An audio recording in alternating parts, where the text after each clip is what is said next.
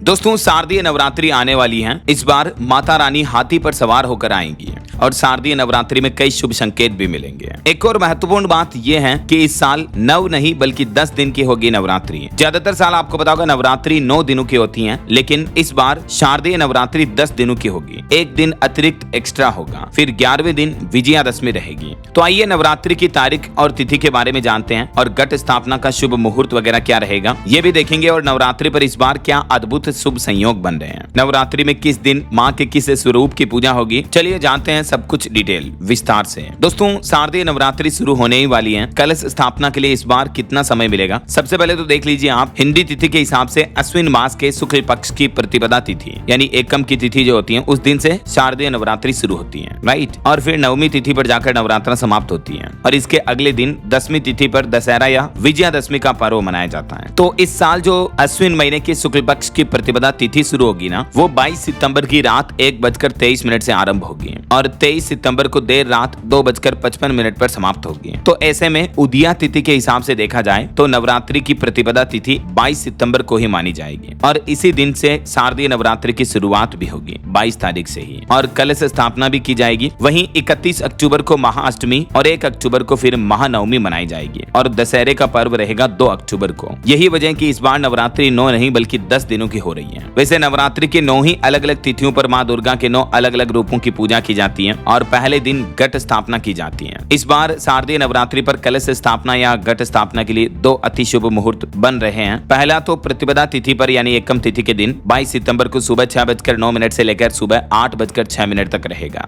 ठीक है, पहला शुभ मुहूर्त। और दूसरा अभिजीत मुहूर्त रहेगा दोपहर के समय 11:49 से दोपहर 12:38 तक। तो इन दोनों शुभ मुहूर्त में से किसी भी समय घट स्थापना कलश स्थापना की जा सकेगी। माँ दुर्गा के नवरात्रि के 9 दिन अलग अलग स्वरूपों की जो पूजा की जाती है उनमें देखिए, पहले दिन माँ शैलपुत्री की पूजा होती है, दूसरे दिन माँ ब्रह्मचारिणी की, तीसरा दिन माँ चंद्रघंटा की, चौथा दिन माँ कुष्मांडा की, 5वां दिन माँ स्कंद माता की, 6ठा दिन माँ कात्यायनी की, 7वां दिन माँ कालरात्रि की, 8वां दिन माँ महागौरी की और 9वां दिन माँ सिद्धिदात्री की पूजा की जाती है। और इस बार नवरात्रि में 31 सितंबर को अष्टमी के दिन कन्या पूजन होगा। छोटी बच्चियों को खाना खिलाना शुभ माना जाता है इस दिन और 1 अक्टूबर को महानवमी की पूजा की जाएगी। कई लोग जो नवरात्रि के 9 ही दिन व्रत रखते हैं वे भी कन्या पूजन के बाद व्रत का पालन कर सकेंगे। वैसे नवरात्रि जो इस बार 10 दिनों की हो रही है, तो दोस्तों नवरात्रि में तिथि का बढ़ना अति शुभ माना जाता है और माता का आगमन भी शुभ कारक हो रहा है। नवरात्रि में जब भी तिथि बढ़ती है, एक दिन एक्स्ट्रा होता है, तो उसे शुभ माना जाता है ऐसा। बाकी ये तो मैंने आपको बता ही दिया किस दिन माँ के किस स्वरूप की पूजा होगी और किस किस तारीख को नवरात्रि का कौन सा दिन रहेगा। 22 सितंबर को प्रतिपदा तिथि रहेगी एकम, जिस दिन से नवरात्रि शुरू होगी। फिर द्वितीय तृतीय चतुर्थी तिथि इस बार एक्चुअली 2 दिन आएगी। यही वजह है कि नवरात्रि में एक दिन एक्स्ट्रा अतिरिक्त आ रहा है। तो 25 सितंबर को भी चतुर्थी रहेगी और 26 सितंबर को भी चतुर्थी रहेगी। माँ कुष्मांडा की पूजा दोनों दिन की जा सकेगी कभी भी। हर साल माता रानी जो है दोस्तों वो अलग अलग वाहन पर विराजमान होकर आती है। इस साल मैंने आपको बताया हाथी पर सवार होकर आ रही माता रानी, जो अति शुभ रहेगा। ऐसी मान्यता है कि हाथी पर सवार होकर आना सुख शांति और समृद्धि के साथ साथ व्यापार के लिए भी बेहद शुभ माना जाता है। इतना ही नहीं, माता रानी किसानों के लिए भी इस बार खुशखबरी लेकर आई है। ऐसी मान्यता कि जब भी हाथी पर सवार होकर माता रानी आती है तो किसानों के लिए फसल, बारिश, धन धान्य वगैरह को लेकर भी अच्छे संकेत मिलते हैं। दोस्तों हिंदू धर्म में शारदीय नवरात्रि का विशेष महत्व माना जाता है। ये महीना भी सावन की तरह पवित्र महीना माना जाता है। तो